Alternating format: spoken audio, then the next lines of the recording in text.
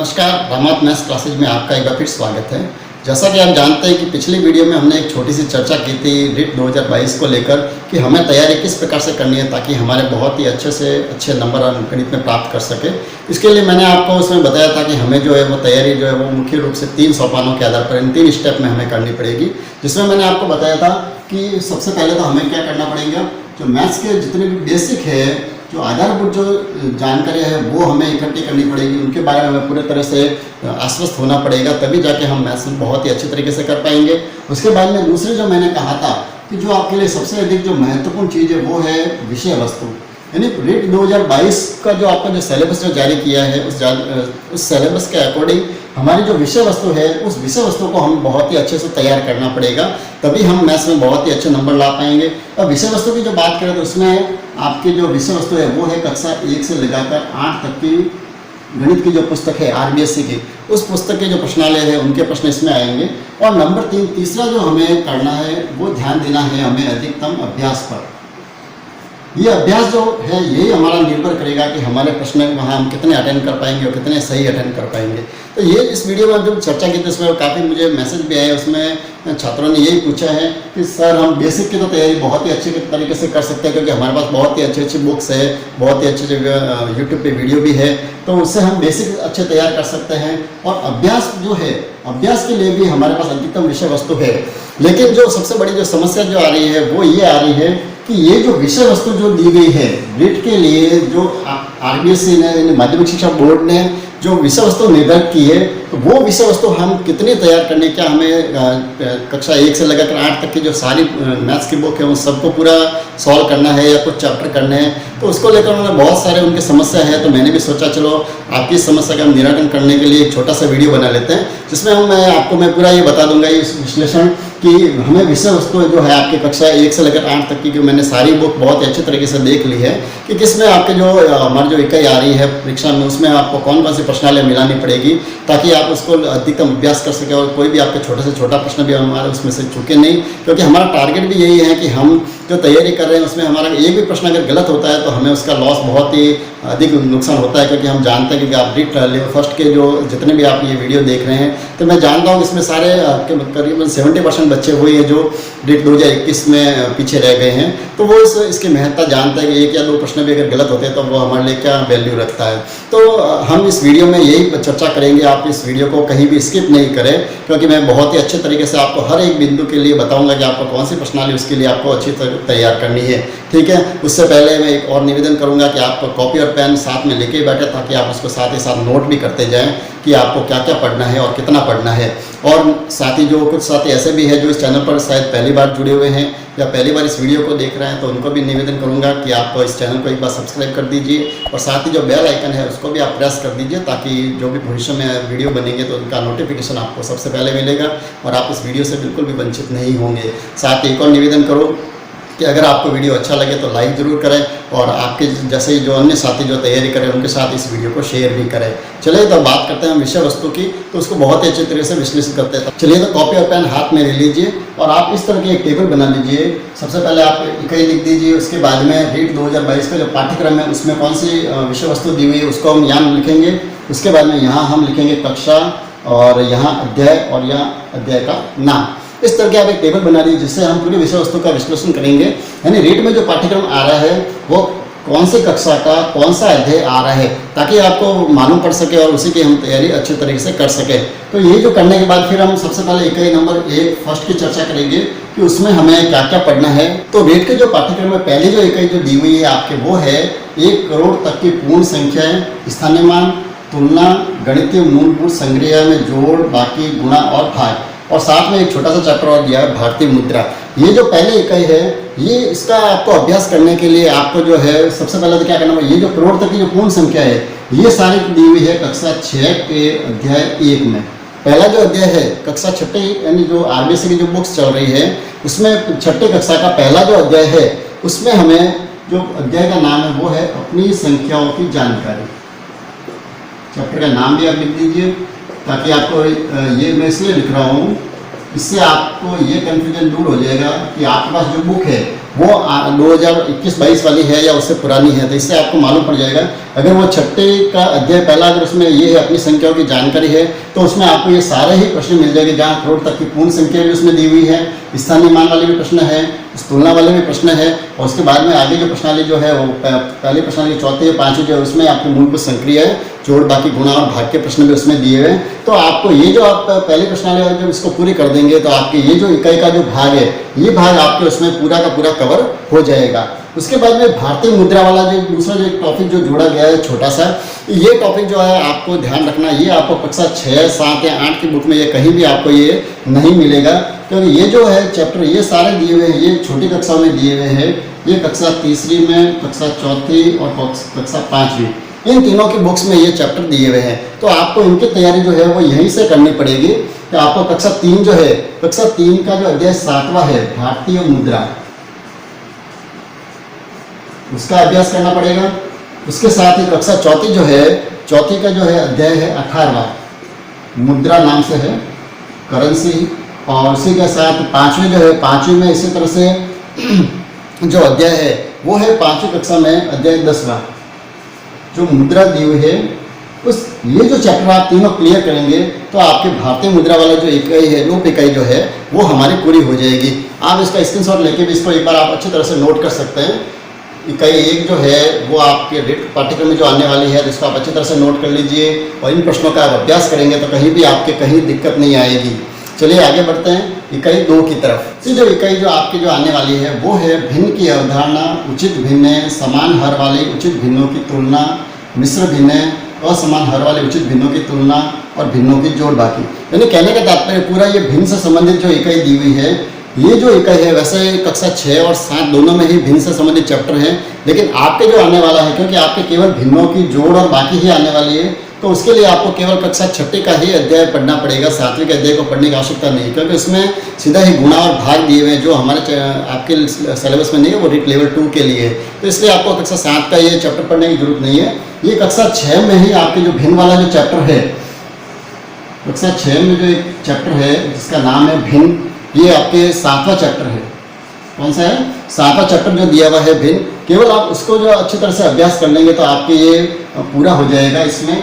इसके बाद में दूसरे जिसमें छोटी इकाई दी हुई है वो दिया हुआ है अभाज्य एवं संयुक्त संख्या, अभाज्य गुणनखंड, लघुत्तम समापवर्तक और महत्तम समापवर्तक। ये 2 चीज़ जो है अभाज्य गुणनखंड वगैरह, ये भी कक्षा 6 का ही है।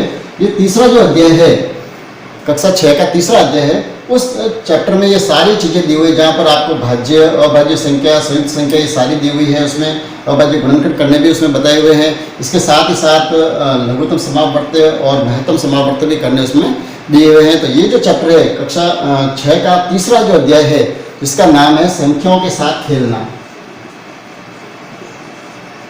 ये जो चैप्टर है संख्याओं के साथ खेलना, इस चैप्टर में आपको ये पूरा ही जो विषय वस्तु है ये आपको उसमें मिल जाएगी। तो इस तरह से आप ये सेकंड जो है इसको भी आप अच्छी तरह से नोट कर लीजिए कि आपको कौन कौन से प्रश्न करने हैं। साथ ही आपको एक और बता दूं कि आप ज़्यादा आपको कोई चिंता करने की आवश्यकता नहीं है वैसे, कि ये जो मैं पूरा सिलेबस जो आपको ये विश्लेषण करके बता रहा हूँ, साथ ही ये वीडियो भी बनेंगे वो भी हम इसी के अकॉर्डिंग बनाएंगे। सबसे पहले जो आप मैंने बात की थी कि सबसे पहले हम बेसिक क्लियर कर रहे हैं सारे, तो हम बेसिक सारे होने के बाद ये जो विषय वस्तु है उन सारे विषय वस्तु के हम प्रश्नों को जितना भी समय मिलेगा हमें अधिकतम उसका उपयोग करते हुए उन प्रश्नों को हम इस वीडियो के माध्यम से मैं आपको समझाने की कोशिश करूँगा, ताकि आपको कहीं भी दिक्कत नहीं आएंगी, क्योंकि आप इस चैनल के साथ जुड़े और एक विश्वास के साथ जुड़े कि भाई हमने जब इस चैनल के साथ जुड़ा है तो आपको कुछ भी शेष नहीं रहना चाहिए, सारी तैयारी इससे होनी चाहिए। तो आपको मैं विश्वास दिलाता हूँ कि आपको कहीं भी इसमें दिक्कत नहीं आएगी, और कोई भी समस्या है तो आप ज़रूर बेहिचक होकर कमेंट्स कर सकते हैं, या मेरे व्हाट्सएप जो नंबर उस नंबर पर आप जनरली मैसेज या फोटो जो भी करना, किसी भी तरह से आप समस्या अपनी उसमें क्लियर कर सकते हैं। चलिए तो आगे बढ़ते हैं हम इकाई 3 की तरफ। तीसरी जो इकाई है उसमें एक तो एकीकृत नियम के प्रश्न हैं, और उसके साथ ही औसत, लाभ और सरल ब्याज, इन 4 चैप्टर को उसमें जोड़ा गया है आरबीसी द्वारा। तो हमें एक नियम के जो प्रश्न है वो सारे प्रश्न आपको कक्षा 6 की पाठ्य पुस्तक में मिलेंगे।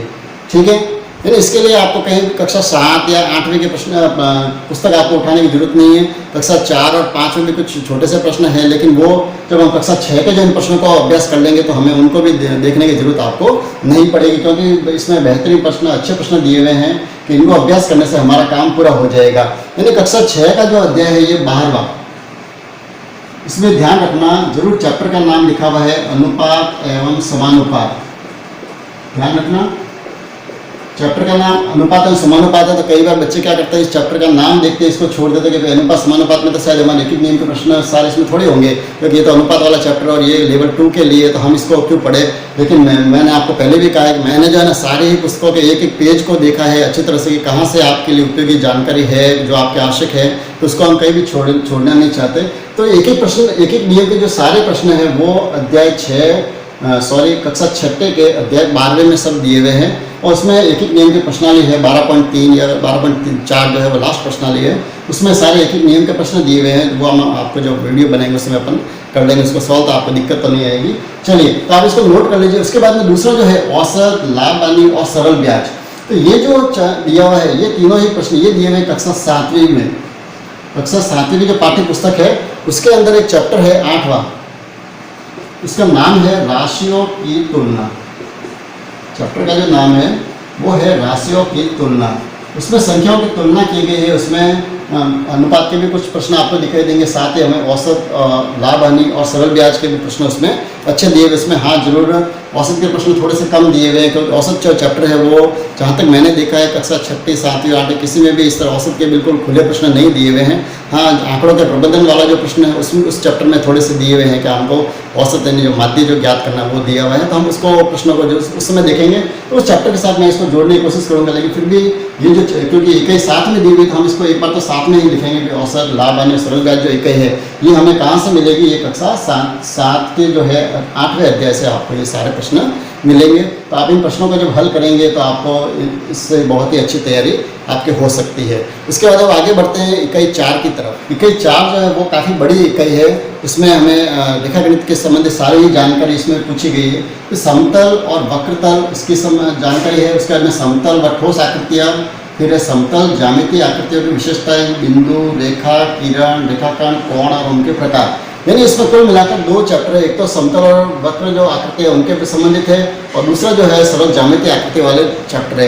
ये दोनों ही जो चैप्टर है वो चैप्टर जो है कक्षा 6 के, यानी ये वाला भाग जो है समतल और वक्र तल की जो आकृतियाँ दी हुई है, ठोस आकृतियाँ, वो सारी दी हुई है कक्षा 6 के अध्याय 4 में, जिसका नाम है आधारभूत आकृतियाँ। ठीक है, आधारभूत ज्यामितीय अवधारणा।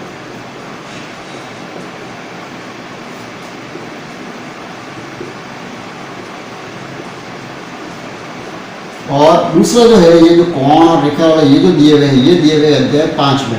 इस 5 के अंदर कुछ भाग ऐसा भी है जैसे त्रिभुज वगैरह जो है वो हमारे इस कोर्स में नहीं है, तो आप उनको इग्नोर करें, उनको आप नहीं पढ़ना है। लेकिन जैसे भी एक बिंदु है, रेखा, किरण, रेखाखंड, कोण, इनसे संबंधित जितने भी प्रश्न है उन प्रश्नों को हमें अवश्य ही हल करना है। तो 5वां जो अध्याय है उस अध्याय का नाम है प्रारंभिक आकारों।